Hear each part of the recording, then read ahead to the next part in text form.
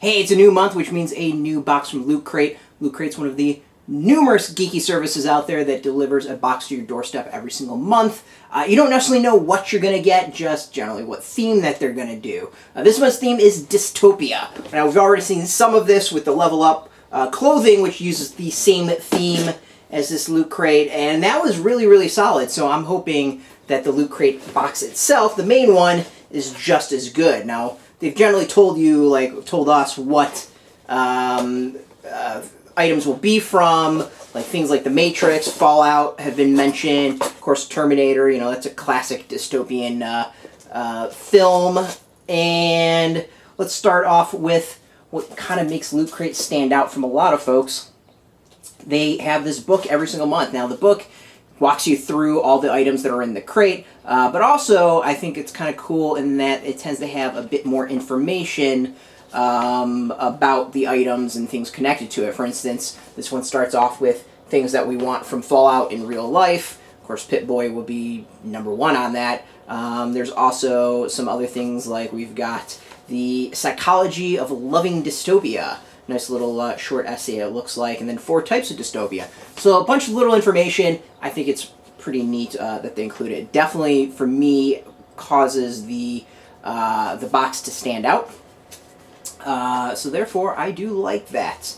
And let's go through the items themselves to show off what you get. Now, first and foremost, the boxes always come with these nice pins. They reflect the item that's in the box. Of course, this one with Dystopia has got a bomb.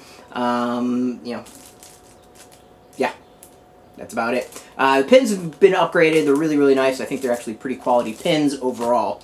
But let's go through the items and break it down one by one. So first item we got is from Fallout 4. Fallout is a game I will admit I haven't played.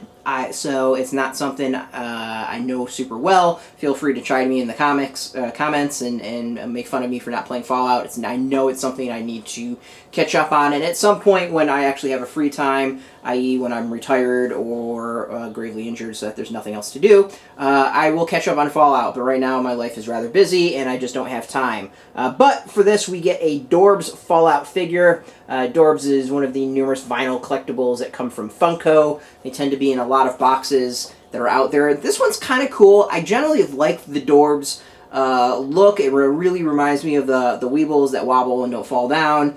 So I've enjoyed it. Now, one thing I will say that I wish is that the Dorbz was exclusive. I don't believe it is. So yeah, it's a Power Armor Dorbz from Fallout 4. I wish it was an exclusive item. That would be about the only thing that I would hold it against. Next we've got a t-shirt. It's an okay t-shirt. This isn't quite as good. Now, the Loot Crate boxes, the clothes that they have in there, tend to be really high quality. I think the t-shirts themselves just feel really good in the hand and to wear. This one, of course, is RoboCop. This is an exclusive from Gray Matter Art. Greetings, Citizen Omni. Consumer Products probably represents the newest weapon against crime. RoboCop is a film that I absolutely love. I don't know if this is a t-shirt that I would necessarily wear myself, but it's kind of cool. I like it, in that it's just like a solid design. It feels like a t-shirt they might give out to promote the film. So there's that. I just don't know if it's necessarily one that I would wear. So generally I'm going to go with a 0 for 2 on this. Kind of sucks. Next we've got a metal print, which is interesting. You get prints in a lot of these things, but this one is a metal one. So this is Terminator 2 metal print from the Loot Crate Lab. It's exclusive. Of course, the future's not set. The famous words from Terminator. This actually kind of almost fits the size of my face. It's a little freaky. Yesterday's enemy can be today's friend who helps you defeat a shape-shifting puddle of dangerous metallic goop.